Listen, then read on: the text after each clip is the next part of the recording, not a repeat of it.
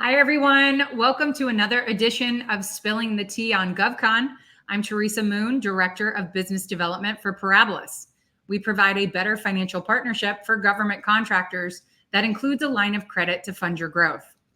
The purpose of this podcast is to assist small businesses with success in the federal marketplace by introducing them to industry experts and resources that they may not otherwise know about. Today, my guest is my friend, Carol Monroe, President and CEO of RedSky, a Virginia-based IT strategy and implementation company that's grown exponentially in the last several years, no doubt due to the tireless efforts of Carol herself. When I was connected with her several years ago, we became fast friends. So having her on today makes me very happy and even more proud for her to share her success story with all of you. Welcome, Carol. Thank you. Thank you, Teresa. I'm so happy to be here. I really appreciate it. I love what you're doing for the small business community and the platform that you're providing for us. Awesome. Well, thank you. And I hope we can have some fun today too, because we usually do when we're together. So, let's get rolling. And the first thing I'd like to do is, given that there's probably some people that are listening to us that don't know who you are and don't know anything about you, if you wouldn't mind, give us a little information about you personally, what your background was to lead you to where you are today, and then some details about what you guys do at RedSky. Yeah, well, thanks. So it's really interesting, right? My background kind of didn't start out in GovCon at all. At least I didn't know what GovCon was going into college. I really had no clue. So I call myself a half generation. I'm not first generation because I wasn't born in the US, but I was, and I wasn't the first to actually go to college in the US. My mom did before me. But she did her master's degree here after we immigrated to the United States. But I'm kind of that half generation where I didn't know a whole lot about the U.S. college system. I didn't know a whole lot about business here, but I did grow up in the country and go to school here, obviously, which has been incredible. So I remember going to college, and I always thought you had to be one of three things: a doctor, a teacher, or a lawyer, because that's what I knew, right? My mom was a teacher. My aunts are all teachers. And then I knew what doctors and lawyers were because those were important professions. My dad was a small business owner. He had a towing company that he grew. And I knew that business was a thing and you could go into business, but I didn't know, how to run a business, what it would take. So anyways, I went to college to be my first major was physiology and neurobiology. And I realized very quickly that wasn't going to work for me. Inorganic chemistry and physics were not my jam. So I ended up switching to criminology and criminal justice. And I thought that I would go into some sort of law enforcement. So upon graduating, I worked as a paralegal for a little bit, and then I went into local government, Montgomery County government, actually, and I became the youngest inspector general, assistant inspector general for the Office of Inspector General there, wow, which was really, really cool. It took a few years and a lot of work, but it was an amazing learning experience. From there, I learned a little bit about government, right? Whether it was local or just big, federal government. And then I moved to different I moved to bigger companies. So I was at Booz Allen Hamilton, I was at BAE Systems.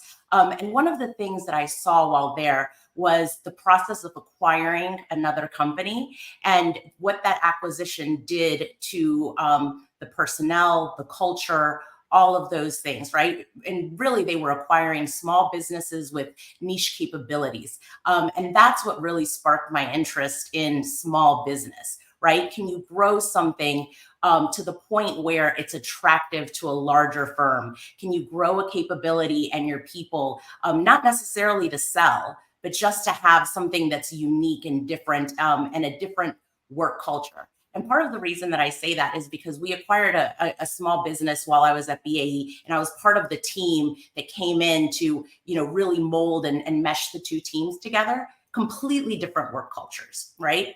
Mm-hmm. And that was one of the things that gave me a little bit of heartburn. Is here we come in with our suits, right, and we're ready to take on the small company and bring them into our fold, but we're going to change the way that they have known and loved, and that was a little tough. So, anyways. Long story short, I eventually became, I founded RedSky, and here we are today. I love that. And most of that I had no idea. So shame on me for being your friend and not asking more questions about where you been, girl? We're So we're usually definitely going to have to go friends. back. We definitely would have not been sitting next to each other in organic chemistry because my classes were nowhere near that on campus. So I assure you, underwater basket weaving maybe, but not organic chemistry. But that's awesome. And I love the fact that you were inspired based off of your experiences. And we see that a lot. I think we've had other CEOs on that have talked about the entrepreneurial spirit being started at home.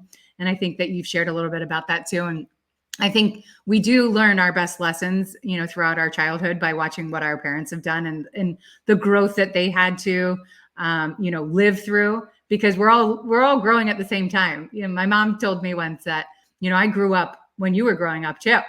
And so we do learn from the things that they do, and you incorporated some of that into your experience too. And I think that's awesome. And to go from where you started to where you are today is really exciting, because you have experienced a lot of growth, and I'm sure there were a lot of growing pains along the way.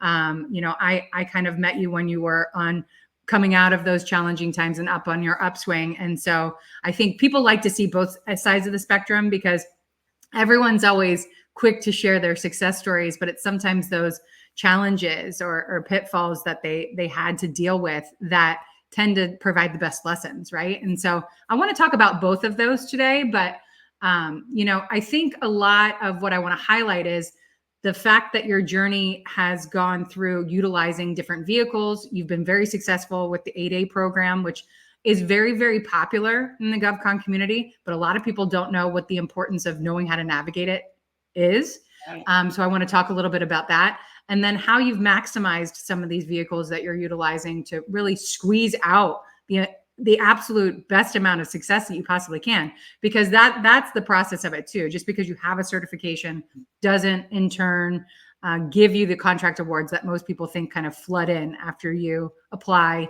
and get approved in that process. And I want to talk about what that has done for you and what the future holds for you guys going forward. So, how many years have you been in business? So we started in 2016. So we're 7 years old, going into our, actually, we just started our 7th year of the 8A program. That's amazing. Yeah. So people usually say that the first 2 years are really that startup growth mode, getting into all of the different trenches that we tend to get stuck in. So what do you think beyond those first 2 years, in the last 5 years, what's changed the most for you, good and bad? So it's been an interesting, I think, just change in the last 5 years. One good is we have some brand recognition. People finally know who we are, want to partner with us. We actually have companies starting to seek us out, right? That's been amazing. We also finally have the financial capacity to be able to take some risk. And I know that you and I have talked about that quite a bit, because Parabolis came in and saved us when we had a contract that we couldn't, we couldn't fund. It dropped in our lap, and the terms changed, the financial terms changed. So I think that's been the biggest difference, right? Because I think that that's one of the things that small companies really struggle with from the very beginning, is you're trying to get off the ground, you're trying to float payroll. If you're successful enough to win something, then you're like, oh crap, how do I actually do it? Right? How do I implement the operations, continue to do business development while also trying to be HR, accounting, and all of those things. So I will say that over the last 3 years, we finally have the right team in place. We have, I think 2 years ago was the first time that I ever took a vacation and really, truly did not worry. I checked in here and there, but it was the first time that I could actually check out completely. So I think it's that, really, it's personnel, it's having the financial backing that we need, it's having the brand recognition and people within our network that know us and trust us. That's been probably the biggest change for us. And I love that for you, because people who are listening to this that are sitting in the same shoes that you've worn prior to where you are today know that it's a 7-day a week, 24 hours a day worry. It wakes you up in the middle of the night. You think about it in your sleep. It is the pulse of your world for a really long time. And to be able to step away from it and relax and enjoy your family life, it's hard. And you really have to be secure with the team that you've built around you. And I love the fact that you've recognized too, that it's really difficult in the beginning for businesses to really have access to the capital that they need to capitalize on some of the opportunities that they work hard to win. And it's not that it doesn't get complicated when you get larger, because you're still growing. You're always trying to beat that last growth. It's the sales process in general, right? You're only as good as your last win. Right. And so you've got to keep going and moving forward if you want to grow to get to that point. To your point in the beginning, if you want to be able to sell at some point or get out of the game at the highest point and really be able to enjoy the rest of your life, you got to make sure that you're maximizing what your business potential is. And that requires a whole lot of effort, which is always going to require a little bit more. And things get complicated through growth. And so it's important that people recognize that it does get better, it does get a little easier. You know, you're always going to be thinking about it. It's like your baby. But there are times where you can say, I've done a good job of building the right team around me, which is so important, that you can step away and have a breather and enjoy your personal life too. And so hang on, people. You know, you put in the time. Right, exactly. Yeah. So in the beginning, now let's go back a little bit. So we said, you know, years 1 to 2 are usually those startup periods. Mm-hmm. What were your biggest challenges in the first, 3 years, say? Outside of capital, of course, we talked a little bit about that, and probably a little bit of moving people around. What do you think maybe inhibited you from doing things? Were there any risks that you didn't take or regrets that you have now? So, lots of risks that we didn't take. And I think it was one, apprehension, right? You don't want to fail, understanding how you're going to price things, what your price to win really looks like. But honestly, I mean, I think every small business is in this boat at the moment, right? If you're in years 1 to 3, you just want to win work. And you don't necessarily care. We used to joke around that we would, we'd say, yeah, we can do help desk. We can do, systems integration. We'll take out the trash. What do you want us to do? Right? Mm-hmm. Facilities, we'll do anything. And that was probably the biggest challenge, is just getting those first few awards, because those first few awards continue to fund and fuel everything else that you want to do. Right. Mm-hmm. So we didn't take risks, because there were, when we were just 3 people, it was risky to spend $10,000 on a proposal. It's funny, our accounting system, when we implemented our accounting system, I think that the implementation cost was $13,000, which when you're 2 or 3 people seems like a ton of money, mm-hmm. right? Now our operations are obviously much more expensive than that, and $13,000 doesn't seem like such a bear or such a burden to try to figure out where you're going to get that money. But that was really probably the first few years, finding contracts, figuring out how to use your money strategically, what your next investment was, what you should have done versus, do we take this risk, or do we just ensure that we have enough money for payroll for the next few weeks, right? And that was it. So definitely a regret of mine. I wish that we would have just taken more risks, maybe bid more things. I wish I would have also spoken to more of my peers, right? More people that were in business, not necessarily, and not necessarily the same type of business, but more CEO kind of people, small business owners, and understanding the challenges that they were having, how they were overcoming them, and then connecting with those resources or those companies or people to build that network that you need for support. For a long time, it was the wild, wild west over here, and we were doing it on our own, right? It was me and Dee Dee, who's our back office guru. And she, between the two of us, it was just the two of us managing everything from HR to accounting to operations, literally everything.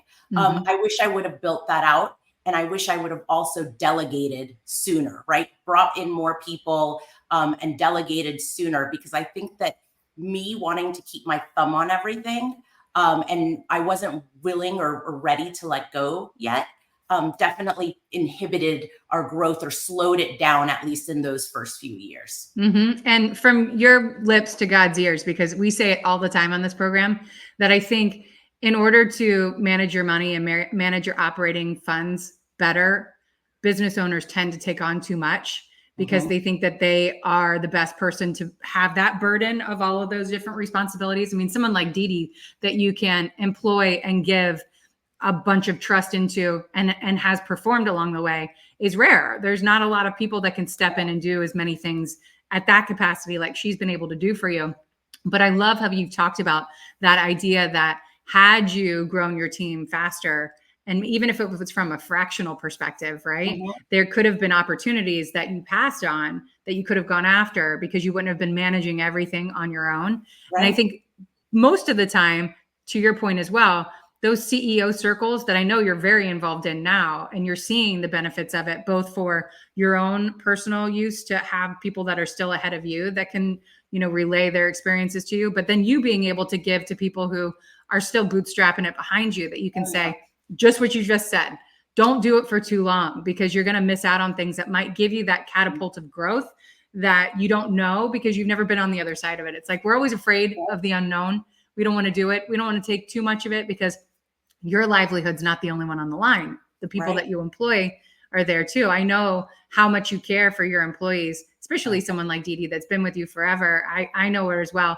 I know that a lot of what decisions go in for business owners that are caring like you is, if I do this, am I putting all of us at risk? And if that's the case, then I don't know if it's worth the risk because I want to make sure that everyone's going to be okay, feed their families, live to see the next day of this business. And so I think that being open to be a little vulnerable and joining groups, whether it's going to a conference and just talking to other people that you meet there, because that's how you and I really got to know each other, was really working the circle and talking to other business owners who share their stories with us. A lot of the anecdotes that I use are not mine. They're things that people tell me when I'm out and about of how their life changed for the better because someone that was a little bit further ahead of them said, hey, I had that same experience and this is what I did. And this was the differentiator for me. And it's a huge impact in a positive way. And I hope that they've heard me say it a million times. I hope they take your word for it if they don't take mine, because there are groups like that. There's CEO circles.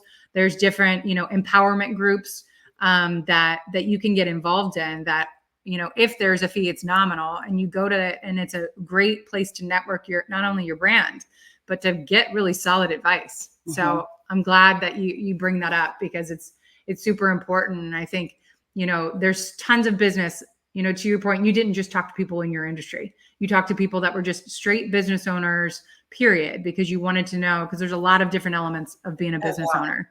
Yeah, they're dealing with a lot of the same struggles. And to your point, right, those circles, if you're not willing to delegate, then you don't have time to go to the CEO circles. You don't have time to go to the networking events. You don't have time to do all those things. So until I was able to free myself up and really give away some of those things, I just wasn't able to participate. And through that participation, you're absolutely right. That's where I met you. That's how I found our corporate attorney that's assisting us all the time. That's how we found our tech writers. That's how we found all of these different support providers, I will say, or vendors that really have become part of our fold, part of our company. We almost see them as an extension of ourselves. I know that, you're an incredible connector of dots. I reach out to you all the time and, hey, Teresa, how do I get this? Or how do I do this? Or who do you know that does this? Right. And you always seem to have an amazing network. But again, because you attend so many of these events and people seek you out to ask for referrals. So. And it's important. It's not self-serving, right? That karma is a real thing. And if you're leading with what can I do to help you, people take notice of that and they remember you a lot faster than if you've always got your hand out. And if I can help make connections with people, with others that are a resource that I know is going to be of value. And most people too, when you do that, they do a lot for free. They'll consult with you for nothing and they'll give you advice, whether you do business with them or not. And it's so important. It's just that sharing. People love to share what they're passionate about. I talk to people all day long that I will probably never do business with, but I love being able to help them and connect those dots. And that's a lot of what gets you to that next level. Like you said, you found some of your support staff through that type of networking. And so I love that too. There's tons of avenues to take so that you can build your team. Just by putting yourself out there a little bit, it does take away from your day, whether it's after a long day, you're going out. It takes a lot and it's not the only thing on your plate. It is definitely. So with regard to what you guys do in particular, you have, your certified 8A business, and that's been a very successful avenue for you as well.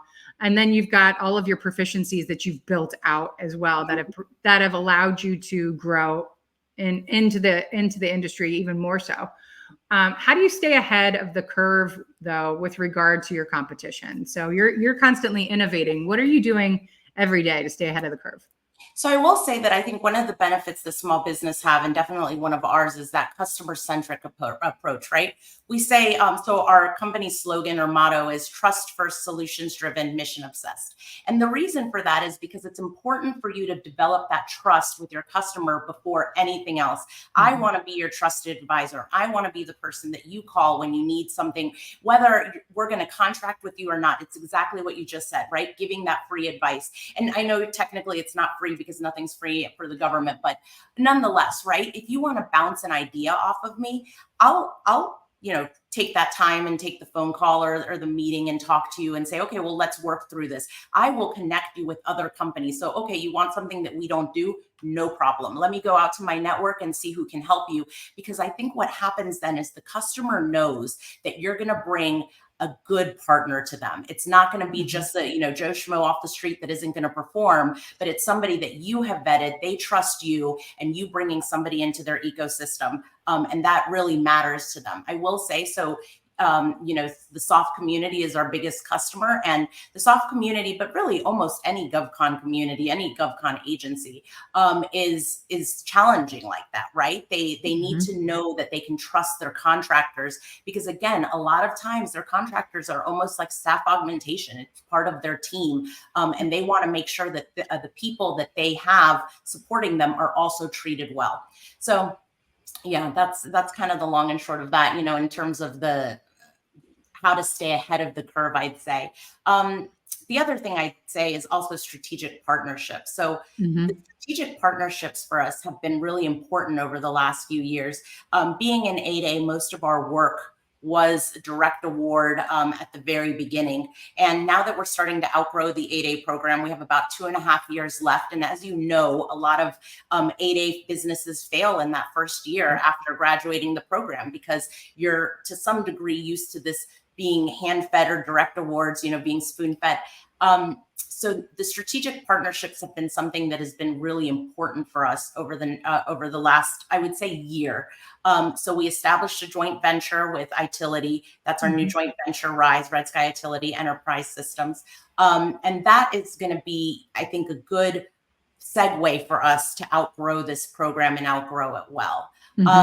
Again, being on those contract vehicles, it's been interesting because there's been a slew of them, right? We have Polaris, Oasis, Soup, lots of crazy little drama going on with all of those. But there have been a lot of contract vehicles, and it seems like now we're moving to that part of the game, right? We're setting ourselves up for contract vehicles so that we have a limited pool of competition versus being out there in SAM world. Where it's, thousands and thousands.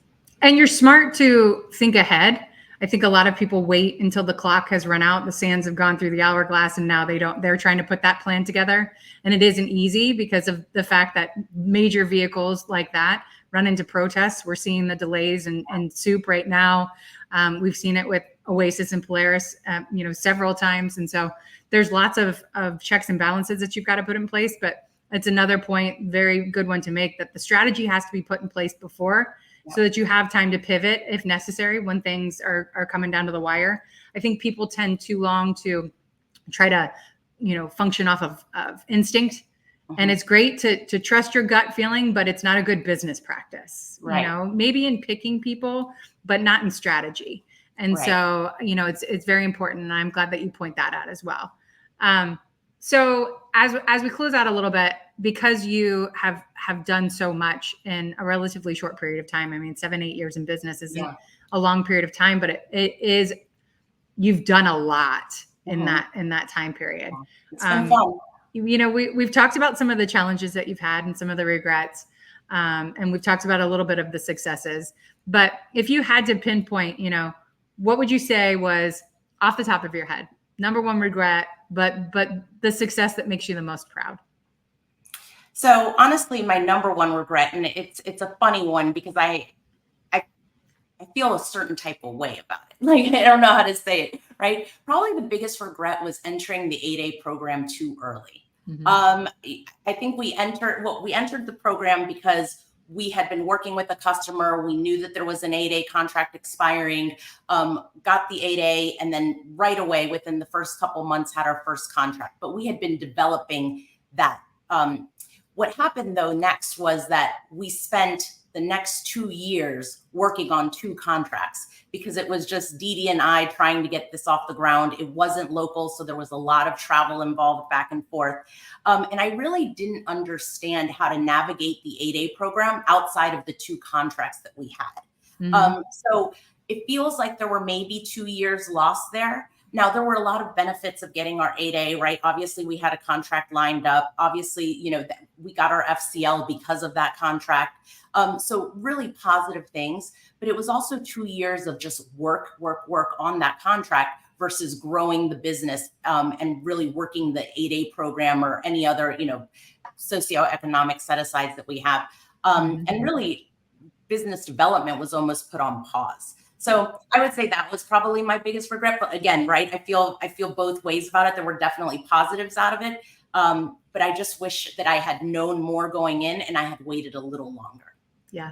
And I think a lot of people probably feel the same way too. I've talked to so many businesses that are under 18 months in business that are already in the application process. And it's like, that clock starts ticking as soon as that gets awarded. So I appreciate your candor in that. Yeah. So your biggest success, you've gotten a lot of accolades, but that doesn't always mean that you feel a success because of it. I mean, I am a ham. I do love a good award and a nice shining moment of me in the spotlight. But what's your biggest success thus far? Honestly, is growing this team. So I remember a few years ago, somebody asked me, maybe about 5 years ago, they said, what do you want to do one day? Do you want to sit at the top of the building and look at everything that you've built? Or are you, one of these people that just says, hey, I'm 10 years and I'm out and I don't want to do this anymore. I'll go start something else or do whatever else. And I never really knew the answer. But again, we were always a very small team. Now, when we have our get-togethers or our strategic review meetings and everybody's in a room, it's so exciting to see an environment where people are happy. Being a contractor and coming from, the bigs, sometimes you get lost. You're a number. Maybe your direct manager knows you, but not everybody else. I'm proud to say that I still know everybody's name in the company. I know most spouses, right? It won't always be that way, but for now, that's probably my biggest success is saying, hey, we're still this small family company. Everybody seems to like each other, I hope, right? Yeah. We're all getting along really great. I get their input. There's a lot of feedback back and forth. And we've seen just people that are happy. And that makes me happy, right? Because that's what I set out to do, is create this work environment where you are happy to come to work. Because how many times have you woken up, not now, obviously, but how many times in the past have you woken up and said, oh, here I go again. I don't want to do it, right? Can I be sick today or whatever? And I don't have that anymore. Yeah. So I would say is, kind of being able to build that team around you and have these people that you care about and in turn care about you and the company. That's awesome. And that says a lot about you. And I know that the people who work with you appreciate that. I've met a lot of them and they're always smiling. They love being with you. They love doing it on their own. You give a lot of autonomy to the people who work for you.